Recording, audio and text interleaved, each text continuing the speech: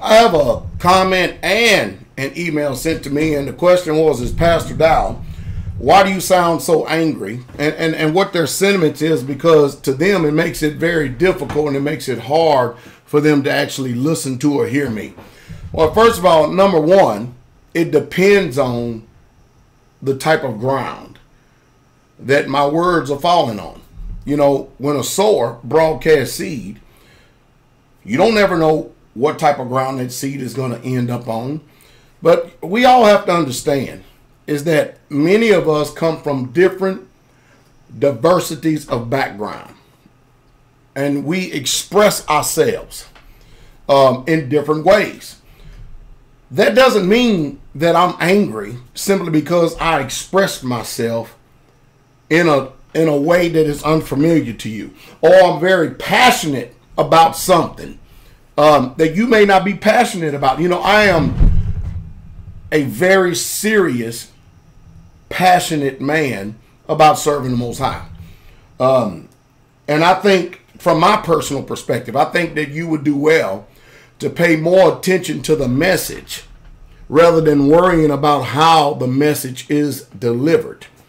You know, when somebody's screaming, hollering, and shouting, it's going to draw more attention. It's going to get more attention than someone who is a passive speaker. I'm not a passive speaker. I'm not even a passive man by nature. But if you will pay more attention to the message rather than the delivery and listen to the words. And another stumbling block, a great stumbling block among people today is that they respond from emotion that they have never, ever, ever been familiar with. Now, they are familiar with the feeling that emotions bring, but they never have ever really truly stepped back and checked themselves and asked themselves, why do I feel a certain way? Why am I experiencing these emotions? See, that's when you start judging yourself. Because just because you feel something does not make it actual or factual. I mean, there's a lot of things that go on in the world today. And since we are a spiritual being and we are in spiritual warfare, you can feel things from evil spirits that will cause or cast doubt or put questions into your mind. You can also experience stuff from the Holy Spirit that will cast positive things into your mind and influence. But we have been so centered on paying attention to what we call negative feelings and emotions that we never, ever, ever check, test, and try our own selves. This is the reason why there's a lot of fuss and fight going on. This is the reason why there's a lot of arguments that go on in the world, is because people are responding from emotion rather than actually really truly concentrating on the full power of the message that is being delivered. Do y'all understand what I'm saying?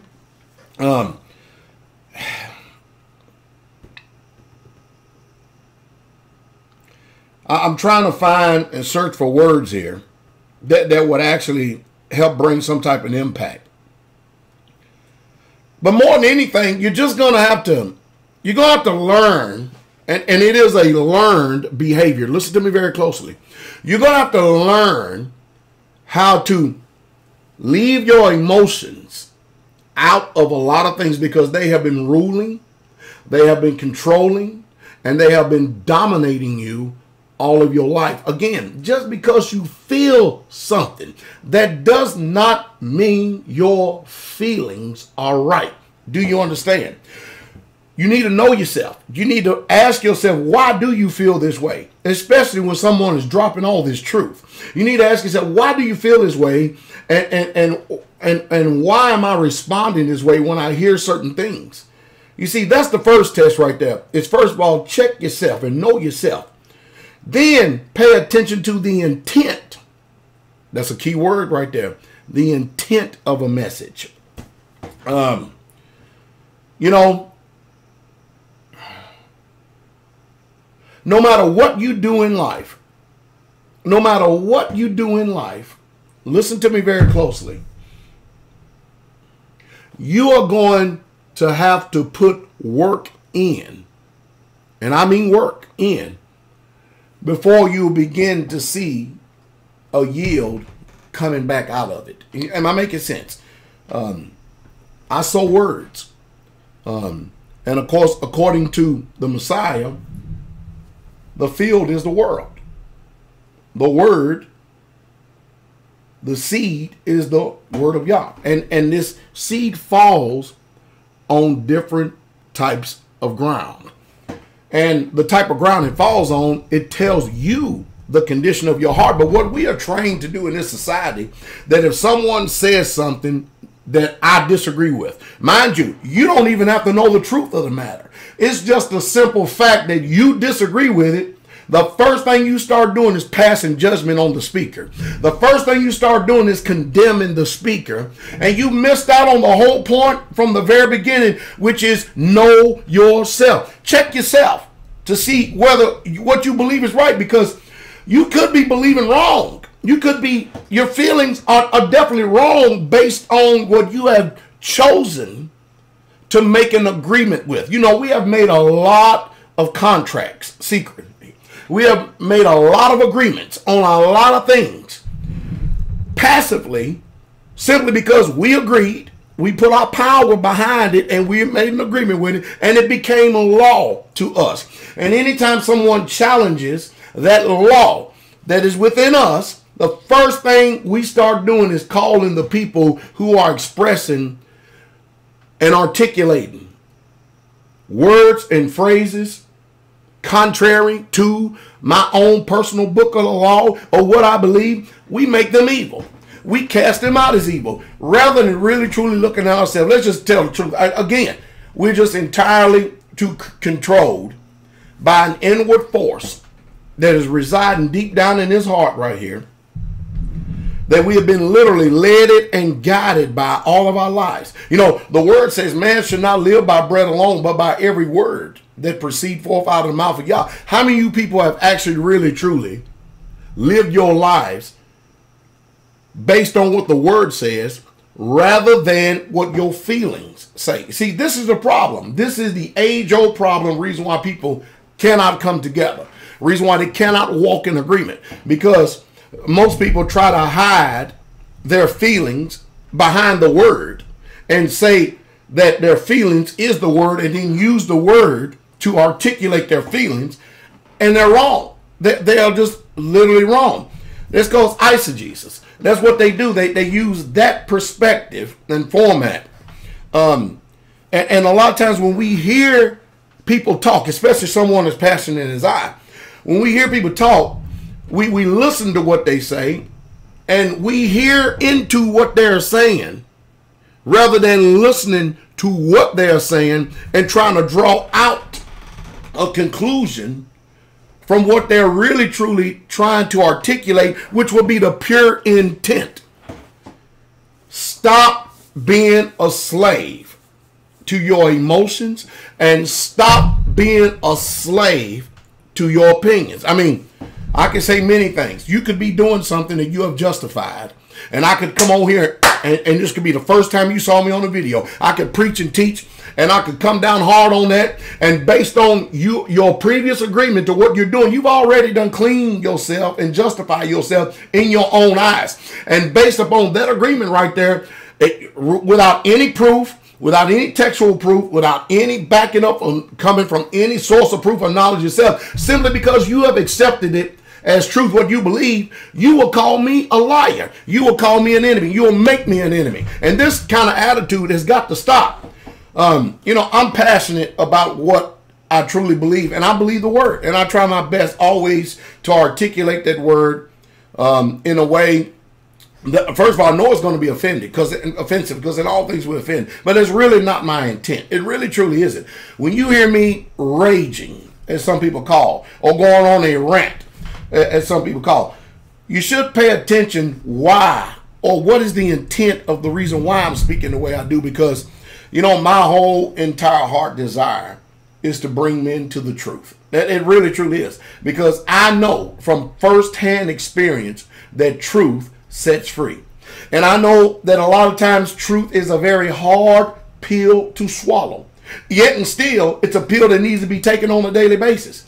I know in this society that we have been trained and not educated. I know that. I know that we do not use self-autonomy. I know that between the news media and the schooling that we receive, and whether it be public school or higher education or going to college, that these people have literally controlled and manipulated our very thoughts, our mind, and our conscience by submitting things to our minds, to getting us to make an agreement passively without challenging it. But then when this man comes on here, a preacher, a teacher of Yah, I get on here and I start telling you what the will of Yah is, because you have already made an agreement in your mind.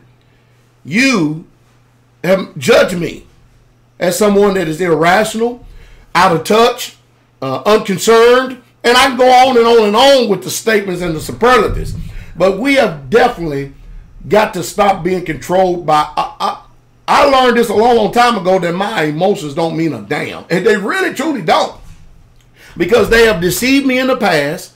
And if I'm not careful, they will deceive me again. Now, the truth is, whether you understand and like it or not, there are spiritual wickednesses in high places that seek to enter in. And they enter in through the mind right here, just by somebody acting a certain way or saying something a certain way, and they're seeking to remove you. Don't you think for 1 minute that if you have experienced salvation and you're walking in this salvation, that there's not an enemy out there that's trying to knock you off course. He don't care what excuse he can use. He'll use anything he can get his hands on to knock you off course and to get you to go back into trusting in the old man, the old nature, using logic and reason rather than the truth. You see, you can be logical and you can reason as long as you coming from the basis of truth, and not because of how I feel. And again, that's why we're in trouble today. I hope I've said something to bring some type of inspiration. And that's why when I speak, I can't trust my emotions. I cannot. Don't ask me how I feel. It's totally irrelevant how I feel about a matter, because my feelings are not the truth. Your feelings are not the truth. What the truth is the word. And that's why I live by. I live by that word. And if you don't know the word, when you hear me speak to something that you could be passionate about, when you hear me speak to something that you are simply just not meeting the standard of what the word says, you will cast my name out of dung. You will become an accuser of the brother. You will slander me. You will defame me without proof. And in the very truth that you say that you yourself support and defend, you will break the commandments and start bearing false witness, and you've never even met me. You don't even know me. But simply because I have came over here, you chose to click on this video, and I started playing around in your playground and started wrecking things in order to rebuild it the right way. All of a sudden, see, you comfortable with the way your playground is. And when this truth starts coming in, all of a sudden, you ho. You don't want a brand new playground to be out there to where everything can be done honorably, because you have already accepted yourself as the epitome of all righteousness. And this is the stuff that flies under the radar perception, where people literally have got to stop this attitude, because a lot of people are simply not discerning enough to know the thoughts and the intents of a man's heart. That's why, more than anything, your best discernment, forget about words and what people say. People can deceive you with words all day long. You need to pay more attention to what people do and see if those words line up with what they do, because people will deceive you. They will make you think that they literally have hung the moon by words. So, hey, I hope that you can be strong in the Most High. I hope that you can simply just not be so easily swayed and moved by emotions and feelings, and that you can really, truly check the word, because I'm telling you right now, you're not going to like my delivery if you don't know the word. You're not going to like my approach if you don't know the word. You're not going to like me or love me as an individual if you don't know that word, because I'm not going to function after the way you have been trained. But if you would educate yourself and use a little bit of self-autonomy here, you would understand that this pastor right here, I am actually for you and not against you. And if you start agreeing and you go and check out and do your due diligence of things I say, you're going to find out what it means to have a whole bunch of ignorant enemies against you simply because you go against what they have already agreed to. Anyway, hope I said something to strengthen you is my prayer. Hey, keep the faith. The King is coming. Have a good day.